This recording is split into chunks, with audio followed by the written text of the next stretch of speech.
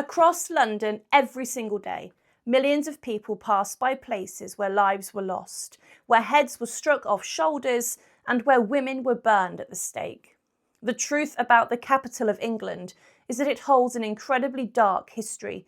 Throughout the medieval and the Tudor times, there were countless people who paid the ultimate price for their crimes. Some suffered the worst fates imaginable, being boiled alive or hanged, drawn and quartered. And still today, there are reminders of these times gone by. And today we're going to take you on a tour around the execution sites of London. And I will make a bold prediction. There is no other city like it in the world, with so many sites of slaughter within just a few miles. This place is Tower Hill. Now, back centuries ago, all these huge buildings, monuments and skyscrapers were not here, and it was mostly a huge field outside the Tower of London. Huge green space, and this was called Tower Hill. As you guessed it, it was a hill right by the Tower of London. Genius, inventive town planners got paid to come up with that, but for centuries it was right here where executions took place. Around 120 of them are chronicled, and most of them took place using the axe.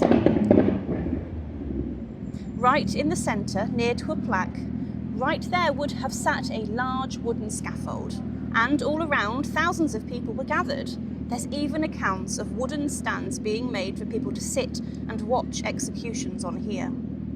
Now, the axe as an execution method was said to be less reliable than the sword, and things could go wrong. Right here on Tower Hill, some of the most botched and poorly performed executions in English history occurred. Jack Ketch, the hangman of London, who was not best suited with his axe, took many swings to take the head off the Duke of Monmouth, the illegitimate rebel son of King Charles II. It was here where, during the Peasants' Revolt of 1391, the Archbishop of Canterbury, Simon Sudbury, was brought to as the rebels hacked his head from his shoulders. And during Henry VIII's reign and the Tudor period, the grass here ran red with blood.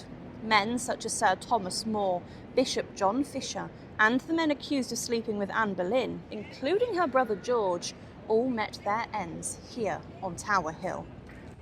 Just a 5-minute walk through the tourists from Tower Hill is the Tower of London, an infamous prison.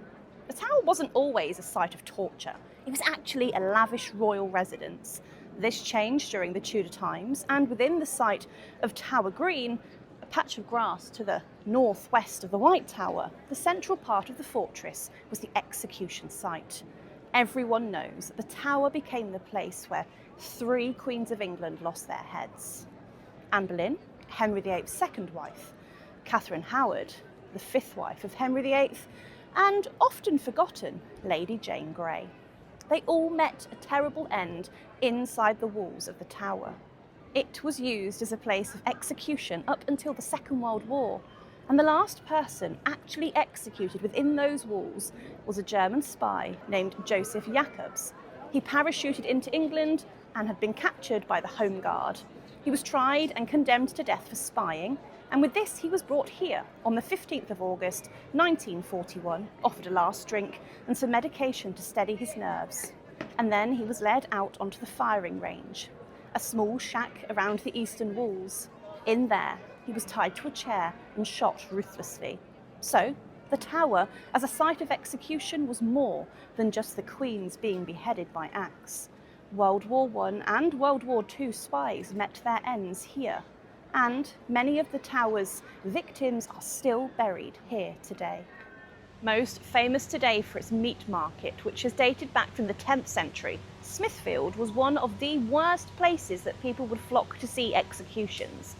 If Londoners were informed something was going to take place here, they knew it would be serious.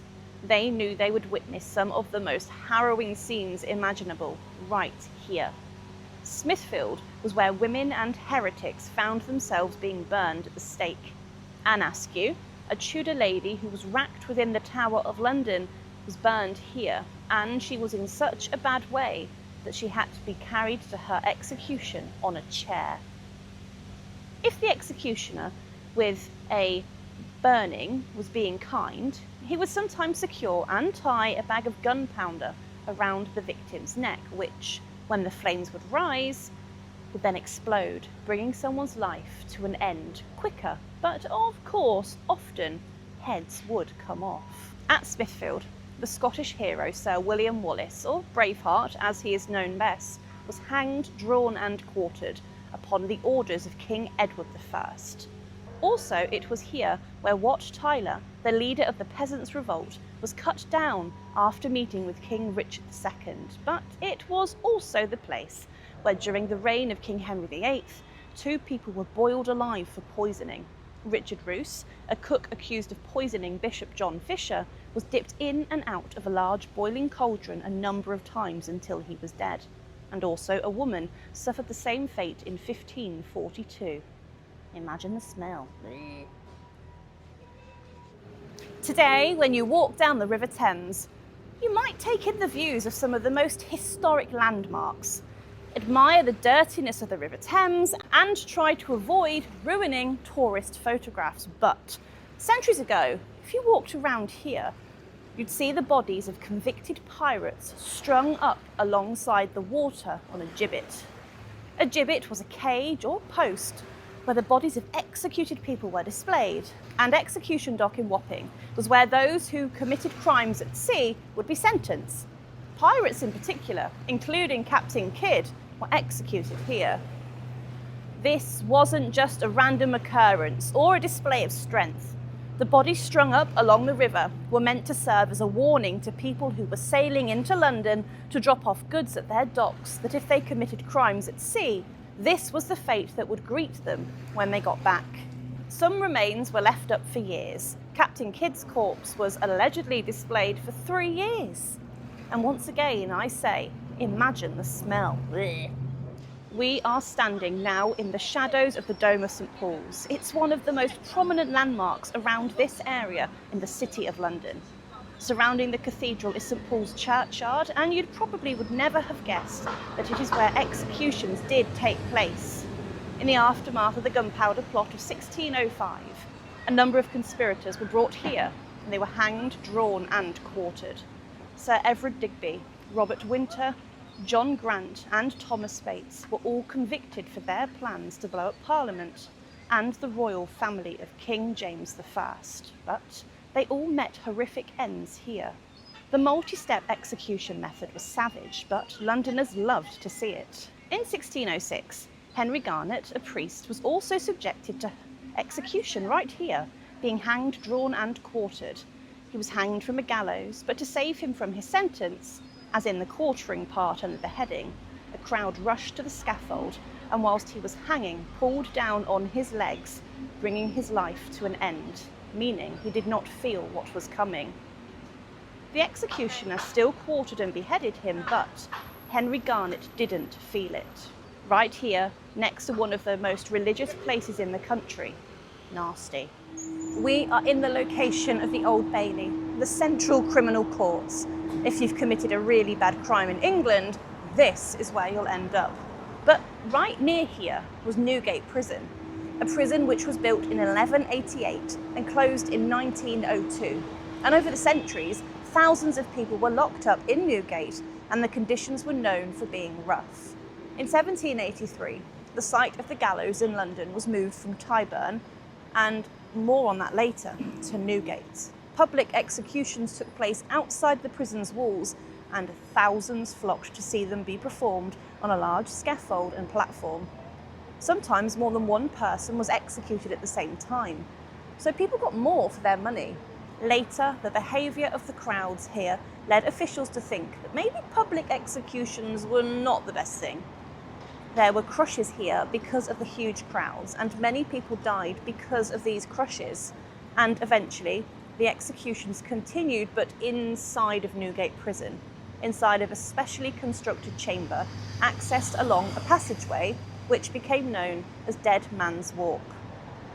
In total, over 1,100 people were executed at the prison. Welcome to Lincoln's Inn Fields, the largest public square in London.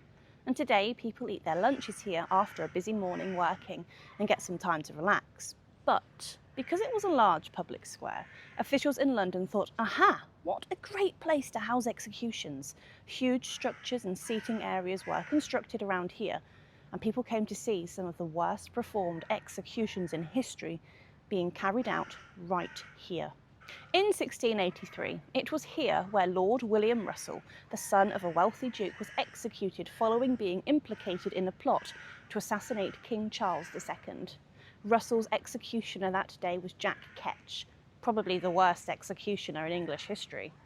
He made such a bad job of the execution that it took him 4 blows of the axe to take Russell's head from his body. And before the final stroke, Russell picked his head off the wooden block and said to Ketch, "You dog, did I give you 10 pennies to use me so inhumanely?" The crowd was so angry at seeing the mess that a riot even broke out. Close to one of the busiest shopping areas in the world, Oxford Street is probably the most notorious site of execution in the whole of London, Tyburn. It was here on a junction of road near to Marble Arch where for centuries thousands of people were executed, being hanged on gallows or being hanged, drawn and quartered. Usually women were hanged, but men faced the worst punishments if they were traitors. For many years it was slow strangulation used here. But then, during the reign of Queen Elizabeth I, the Tyburn tree was created. This was a triangular-shaped gallows with 3 legs. Today there's 3 trees, 1, 2 and 3. The point of this was so that the mass executions could take place. On the 23rd of June 1649, 24 prisoners, 23 men and 1 woman were hanged on the Tyburn tree at the same time, being brought in 8 carts.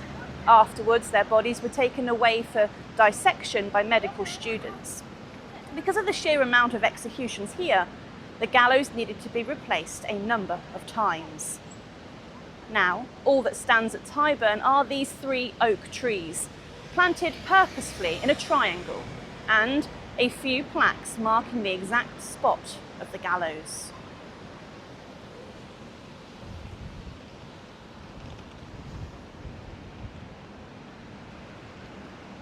We are at Old Palace Yard, and today people gather here to moan and protest about the government. But there were executions that occurred right outside of the Palace of Westminster, or the Houses of Parliament. Specifically, it was here where intrepid explorer and adventurer Sir Walter Raleigh met his end. Raleigh was allowed to give a really long speech in front of a huge crowd, which brought many of the guards who were there to oversee the whole thing to tears. But eventually his head was struck off his shoulders. It was embalmed and then presented to his wife, and she allegedly carried her husband's head around with her in a bag for almost 30 years. For a 3rd time, imagine the smell. It was also right here where Guy Fawkes and the remaining gunpowder plotters were executed. Now, Guy Fawkes was to be hanged, drawn and quartered in front of the building he was going to blow up, but he cheated the executioner. He was made weak from his torture on the rack, and when he climbed up the ladder to be hanged on the gallows, he leapt from this and the scaffold, crashing to the floor below. And onlookers claimed that he broke his neck. But yet again, the executioner still carried out the rest of his sentence on his dead body. Right, last stop on the way, the Banqueting House on Whitehall. It's the only surviving part of the Palace of Whitehall, the residence of the monarchs during the 16th and 17th centuries. And on the 30th of January 1649, the axe fell upon the neck of a man, and with that the face of English history was changed forever. King Charles I was seen by many as a tyrant, a ruler who had plunged his country into civil war, the deadliest and costliest conflict ever fought on English soil. But Charles I, the king, was sentenced to death by a trial, despite the fact he never entered a plea to the charge of treason against his own people. On the cold January morning of his death, Charles I stepped out onto a first-floor window right here onto the scaffold that had been erected for his execution. The night before, he'd heard the carpenters tapping away at the nails and finishing the structure. He made a speech to the crowd, and then after he lay down, as the block was so low, He rested his neck upon it, stretched out his arms, and the executioner in one swift blow of the axe took the head of the king clean off. The execution of a king happened right here, and that was probably the most significant execution in English and British history.